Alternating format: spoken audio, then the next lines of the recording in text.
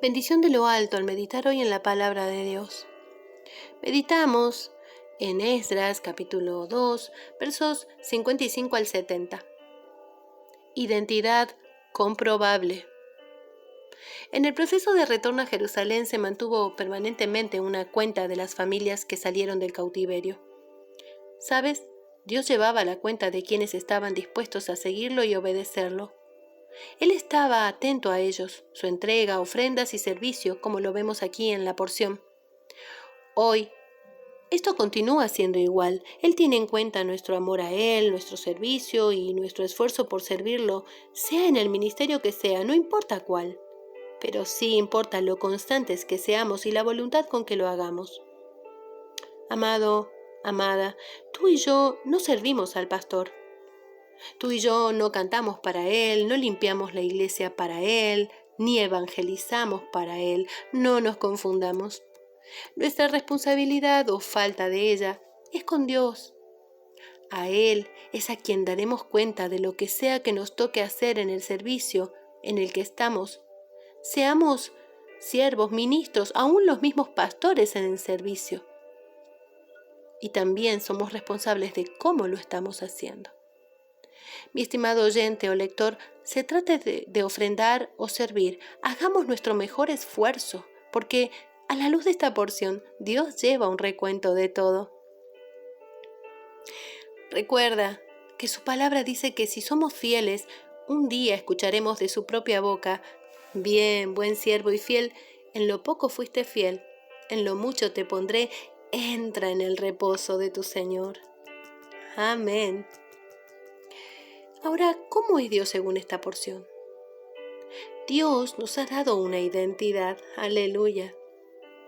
El pueblo de Dios tenía una identidad que se encontraba plasmada en las genealogías registradas. Nadie que no estuviera inscrito en aquel registro podía disfrutar de los beneficios de su gloria. ¿Sabes? Será igual cuando de entrar al cielo se trate.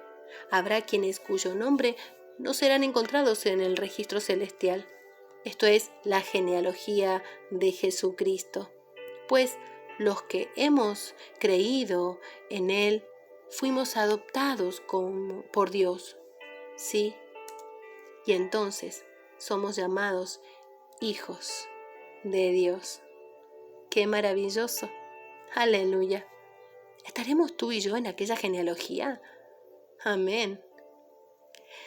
También encontramos que Dios tiene en cuenta nuestros nombres y nuestro servicio a Él.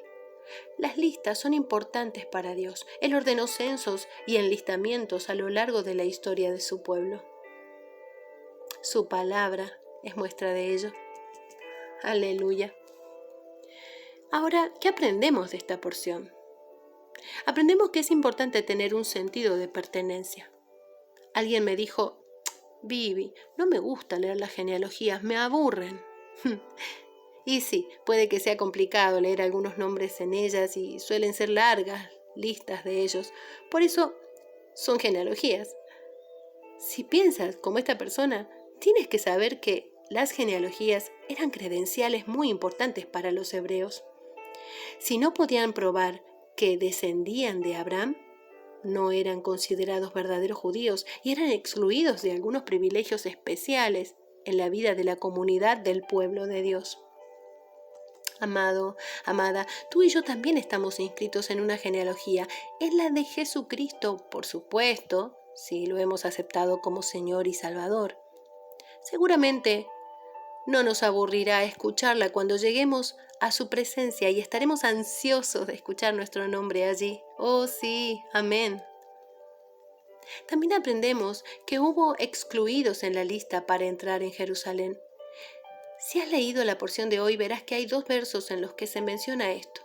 Unos no pudieron demostrar su linaje hebreo y otros no fueron hallados en el registro de los hijos de Dios. Estas personas convivían con los israelitas, tenían esposas israelitas, habían adoptado sus costumbres, pero aún así no fueron reconocidos como parte del pueblo de Dios. Mi querido amigo o amiga, tal vez tú y yo creemos que por ir a la iglesia o estar en una iglesia o servir en una congregación ya tenemos la entrada a la patria celestial. Pero la palabra de Dios nos revela que no es tan sencillo, no es suficiente. Debemos estar en la lista de Dios, inscritos en el libro de la vida, es decir, la genealogía de Jesucristo. ¿Sabes? Hace muchos años alguien me dijo sonriendo irónicamente: Vivi, tú no pensarás que es real eso de la eternidad, del cielo y todas esas fábulas. Te creí más inteligente, me dijo. Amados, si alguien entre nosotros hoy vive bajo ese argumento, lo animo a reflexionar seriamente en la palabra de Dios, sus promesas y también sus advertencias, porque lo cierto es que si en el día del Señor no te encuentras o no me encuentro registrada allí, en esa lista, ya no será tiempo para arrepentimientos. Aprendemos que es importante buscar y conocer la voluntad de Dios.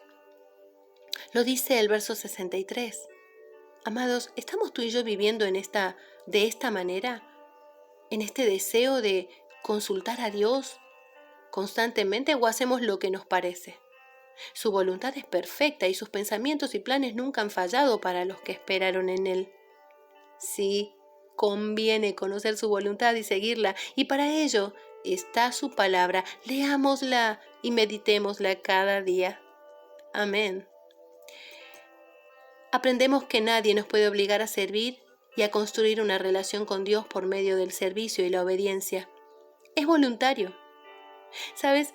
El texto hebreo traduce la palabra voluntaria del verso 68 como espontánea, refiriéndose al tesoro que cada quien daba para el templo de Dios.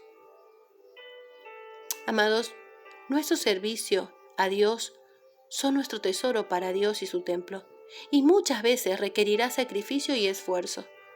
Debe ser espontáneo y por la propia voluntad. Esto significa que surge de un corazón que escoge por sí mismo priorizar a Dios antes que a nada ni nadie. El pueblo entregó todos sus recursos para que se usaran de la mejor manera. Estaban entusiasmados y eran sinceros. ¿Es así como tú y yo estamos dando nuestro tiempo y servicio a Dios? Amén. Así sea. Amado, amada que meditas hoy conmigo, ¿ya eres un hijo de Dios? ¿Lo soy yo? Asegurémonos de que nuestra identidad como tales sea comprobable. Amén. Dios nos bendiga.